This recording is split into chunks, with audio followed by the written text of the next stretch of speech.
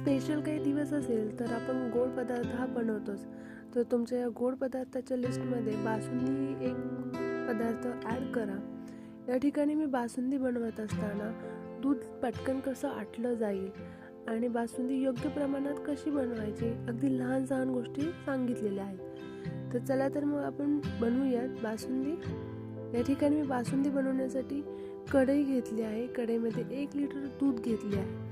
तर हे दूध आपल्याला उकळून घ्यायचं आहे. या ठिकाणी जी दुधाला साई येईल ती साई मोडत आपल्याला हे दूध उकळून घ्यायचं आहे.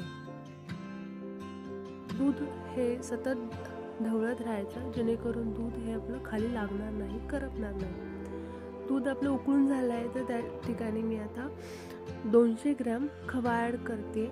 हा खवा ॲड करून विरघळून घ्यायचा.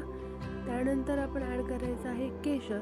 केशरमुळे बासुंदीला छान कलरही येतो आणि चवही येते.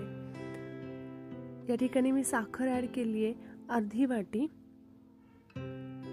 या ठिकाणी आता ड्रायफ्रूट्स ॲड करून आपल्याला बासुंदी ही अर्धी वाटेपर्यंत शिजवून घ्यायची आहे. हे बघा आपल्या बासुंदीला किती छान टेक्स्चर आलेलं आहे.